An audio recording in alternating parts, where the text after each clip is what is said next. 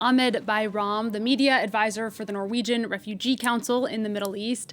Thank you so much for taking the time to speak with us today. First, your organization's reaction to all of these latest developments.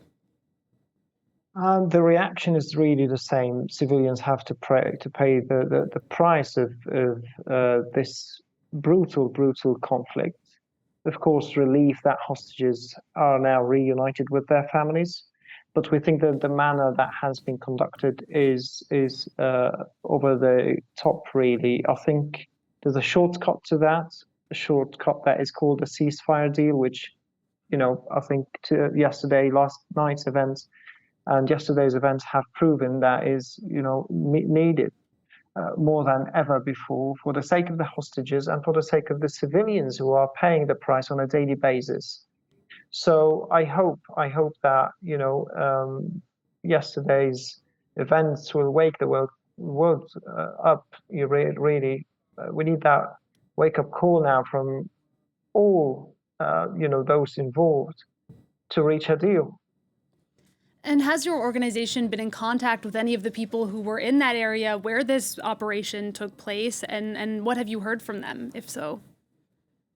We were not in Nuseirat, in the middle area where that happened. We are a few neighborhoods further to the south, but we've heard about bodies being removed from the area and taken to hospitals, people injured with heavy injuries, including children that were being transferred to hospital.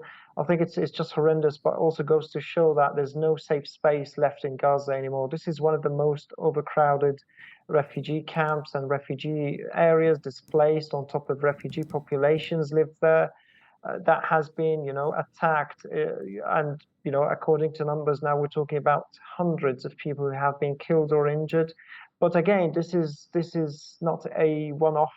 Unfortunately, this is not the first time that civilians have to pay the price of military action, and this is why we have been calling on Israel to take the diplomatic route for the sake of the hostages, for the sake of aid workers who are working in impossible conditions. What we are hearing on a daily basis, the stories of children sleeping on piles of sand, the pregnant women who can't give birth in the hospital ward, and the people who have to pay $25 per liter of fuel and $800 per tent to protect their head, have some roof over their head.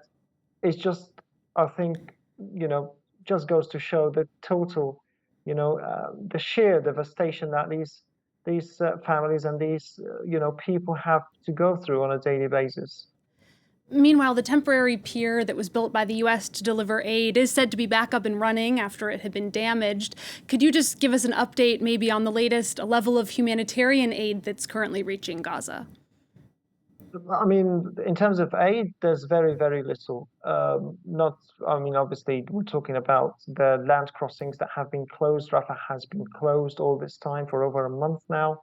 Kerem Shalom in Israel is only open on some occasions, bringing in some commercial trucks, and also some very few aid trucks. We have not received aid for weeks now because of this total cut of the aid route and the total closure of the crossings.